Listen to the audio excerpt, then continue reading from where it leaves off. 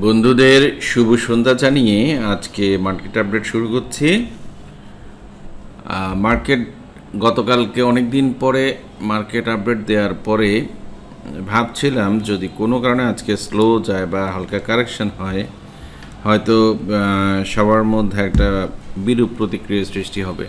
কিন্তু আমি যতবারই আপনাদের সামনে এসেছি আশার বাণী নিয়ে, আমি আশাহত হইনি। কারণ হচ্ছে মার্কেট যখন বাড়বে তখন কিন্তু আমরা অটোমেটিক্যালি বুঝতে পারি প্রত্যেকের মধ্যেই একটা বাড়ার টেন্ডেন্সি গ্রোন আপ হওয়ার আগে আগে মাইন্ড সেট আপ হয়ে যায়। মার্কেট বাড়তে পারে, কতদিন বাড়বে, কি কি সেক্টর বাড়তে পারে, এইসব।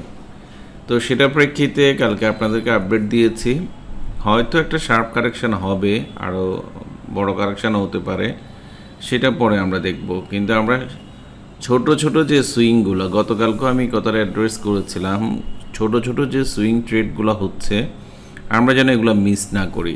আমরা যারা টুকটাক অ্যানালাইসিস করি তারা যেন তাদের হাত থেকে যেন এই জিনিসগুলো ফসকে না যায়, সেটার কারণে আপনাদের সামনে আসলে এসছি। তো গতকালকে যারা শেয়ার কিনেছেন আগামীকালকে নিশ্চয়ই ভালো একটা প্রফিট নিয়ে বের হতে পারবেন। আর আমরা আশা করছি এই 2 দিন বাড়ার কারণে আগামী দিন হয়তো একটা বিক্রয় চাপ আসতেও পারে। একটা কারণে বলছি, এখন মার্কেট কিন্তু অনেকটুকু আরও বাড়ার জায়গা রয়ে গেছে।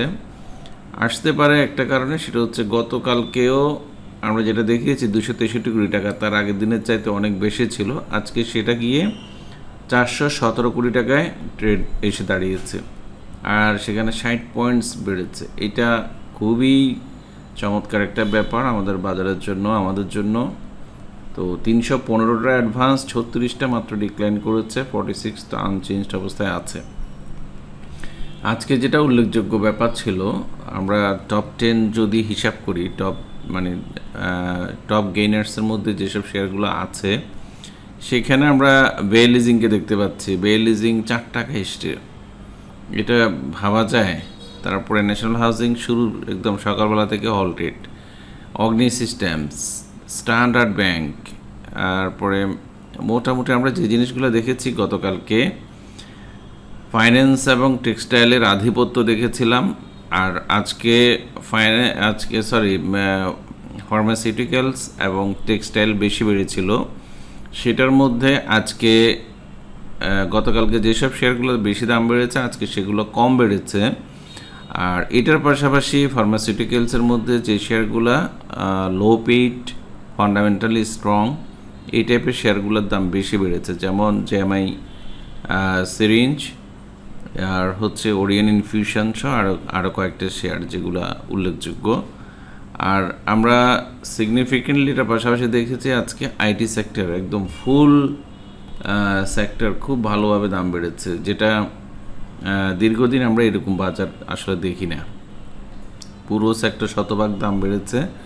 এমনকি বেশ কিছু শেয়ার অগ্নিত হলটেডে ছিল, তার মধ্যে বিডিকম ছিল, আর অন্যান্য শেয়ারগুলো বেশ ভালো 5% মতো করে দাম বেড়েছে। আর এটার পাশাপাশি আমরা একটা জিনিস দেখেছি, সেটা হচ্ছে ফাইন্যান্স সেক্টর, যেখানে আমরা ব্যাংক, লিজিং, ফাইন্যান্স নিয়ে মোটামুটি আশাহত, সেই জায়গাটায় ন্যাশনাল হাউজিং আজকে লিড দিয়েছে। তা আমরা এটা বলছি না যে আগামী দিনই এগুলো বাড়বে। তো একদিন এক সেক্টর বেড়ে যদি বাজারকে উপরের দিকে নিয়ে যেতে পারে, এটা আমাদের জন্য ভালো। আরেকটা সেক্টরে যেটা বেশি চোখে পড়েছে সেটা হচ্ছে ইন্স্যুরেন্স সেক্টর। তার মধ্যে লাইফ যেরকম বেড়েছে, জেনারেল ইন্স্যুরেন্স বেড়েছে, শতভাগ না বাড়লেও 2-1টা শেয়ারে আমরা লাল দেখতে পাচ্ছি। তো এটা বেশ ভালো একটা বাজার। যারা লসে ছিল দীর্ঘদিন তারা রিকভারির পথে চলে যাচ্ছে অনেকটা।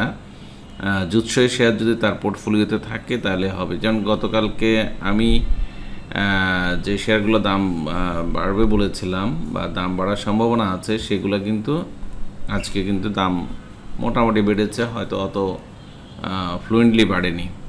তার মধ্যে ছিল নাভানা ফার্মা খুবই কম বেড়েছে, এশিয়াটিক ছিল তাও কম বেড়েছে, গতকালকে হলটেড ছিল। প্রতিদিন বাড়বে এরকম না।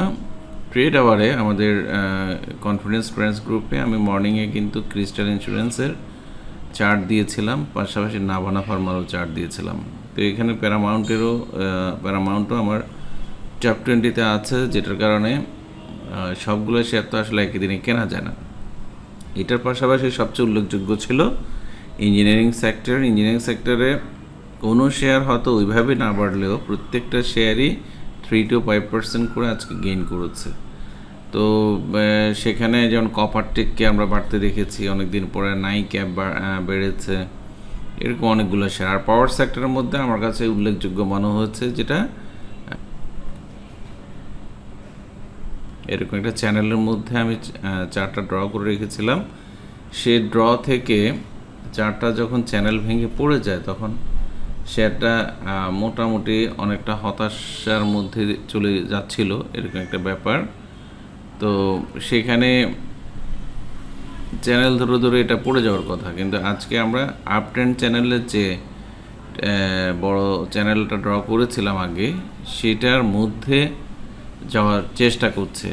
তো আগামী দিন যদি এটাও ওভারকাম করতে পারে, এই জায়গাটা একটা ছোট্ট একটা অর্ডার ব্লক আছে, সেই অর্ডার ব্লকটা যদি অতিক্রম করতে পারে তাহলে এটা কয়টা দিন আমরা এই শেয়ারটাকে ঊর্ধ্বমুখী দেখব। আমি একটু পরে আসছি ইন্ডেক্স আলোচনা নিয়ে। তো এই ছোট জিনিসগুলো যেগুলো লোতে চলে গেছে বা বেশ ভালো কারেকশন করেছে, এই টাইপের শেয়ারগুলো যদি আমরা মেপে নিতে পারি তাহলে কিন্তু মন্দ হবে না। এটার পাশাপাশি মাঝে মাঝে ছোট কারেকশান যেগুলো, সেগুলোর দিকেও নজর রাখতে হবে। আর আরেকটা জিনিস যেমন কপার টেক, সেটা হচ্ছে আমরা এখানে একটা ফলিং সিচুয়েশন দেখেছে, হায়ার লো করে নিচের দিকে নামছিল। তারপরে এখানে একটা লং টাইম একটা সাপোর্ট ছিল, যে এই সাপোর্টটা ভেঙেছে, বড় পতন হয়েছে। তো বড় পতন শেষে দেখা যাচ্ছে আবারও পতনমুখী ছিল, বাজারেও যেহেতু পতনমুখী ছিল। আর এই টাইপের প্যাটার্ন যখন ভেঙে যায় তখন কিন্তু বাজার নিম্নভূমি থাকে, দেখতে পাবো এই টাইপের পতন হওয়াটা অস্বাভাবিক কিছু ছিল না। 2.618 পর্যন্ত মার্কেট পড়েছে। তো ফিবোর ডিরেকশান কিন্তু ঠিকঠাক ছিল। এরপরে যেটা উল্লেখ করার মতো এখন পজিশন, সেটা হচ্ছে এই যে ছোট্ট একটা জায়গা, এই জায়গায় পতন হয়ে 15 টাকার কাছাকাছি এসে এই শেয়ারটা একটা সাইডে মুভমেন্ট রেডি করে ফেলে, সেখান থেকে একবার একটা আপেরও চেষ্টা করে। আমরা একটু যদি চিন্তা করি, তো সেই আপটাও কিন্তু এবার যে বাজার পতন হয় সেটাও কিন্তু এবার ভেঙে যায়। তো সেই ভেঙে যাওয়ার সময়ও কিন্তু আমরা এখানে আবার একটা সাপোর্ট পেয়ে যাই। এই সাপোর্টটা ছিল এরকম। এরপর রিসেন্ট যে লোগুলো তৈরি করেছে সেই লোতে কিন্তু মার্কেট চলে আসার পরে ছোট একটা উত্থান হয়ে পতন হলো। আজকে আবার, গতকালকে আমরা গ্রিন ক্যান্ডেল দেখেছি, আজকে ভালো একটা ক্যান্ডেল হয়েছে উইথ ভলিউম। তো অ্যাভারেজ ভলিউমও বেড়েছে, সাথে ক্যান্ডেলও বেড়েছে। তো আমরা এটা নিয়ে খুবই আশাবাদী। লোতে আছে শেয়ারটা, তো যেটার কারণে এই যে এখানে একটা লো ক্রিয়েট করেছে, এই লোটা, আর এটার পাশাপাশি লোয়ার হাই থেকে মার্কেট যাওয়ার চেষ্টা করছে। তাহলে আমরা এই জায়গায় যদি এন্ট্রি নিই, স্টপ লস কিন্তু 17 টাকা 50-এ স্টপ লস সেট করে নিতে হবে। আদারওয়াইজ আমাদেরকে এই শেয়ারটা 19 টাকার উপরে গিয়ে বাই করাটা অনেক বেশি উত্তম। তো শেয়ারটার দিকে নজর দেওয়া যায়। এইভাবে বেছে যদি আমরা শেয়ার বাছাই করতে পারি তাহলে কিন্তু আমাদের জন্য খুবই সুখকর। চলুন এখন আমরা মার্কেট আপডেটটা দেখি। তার মধ্যে আমরা আওয়ারলি চার্ট যেটা দেখেছি, আওয়ারলি চার্ট অনুসারে আমরা একটা আপট্রেন্ড চ্যানেলের মধ্যে আওয়ারলি চার্টটাকে দেখতে পাচ্ছি। সেই আওয়ারলি চার্ট অনুসারে যে ক্যান্ডেলস্টিক প্যাটার্নটা লাস্ট ক্যান্ডেলটা করেছে, এখানে একটা স্পিনিং টপ করেছে। সেই স্পিনিং টপ অনুসারে মার্কেট হয়তো হালকা সামান্য কারেকশানের দিকে যাবে, বাট আমরা যেহেতু আওয়ারলি চার্ট অনুসারে মার্কেটকে কাউন্ট করি না, তারপর আমাদেরকে দেখতে হয় কত টুকু সময়ের মধ্যে যেতে পারে। তাহলে আমার হিসাব মোতাবেক আগামী দিন মার্কেট ঘন্টাখানেক মার্কেট বাড়বে। এখানে একটা ভালো অর্ডার ব্লক আছে, আমি যেটা বলবো এই অর্ডার ব্লকটা যদি ওভারকাম করতে পারে তো ভালো। এইটাকে এখানে যদি আবার চ্যানেল ব্রেকআউট করেও দাঁড়িয়ে যায় সেটাও খুবই ভালো, কিন্তু এই অর্ডার ব্লককেও আবার লুক করাটা আসলে সো টাফ।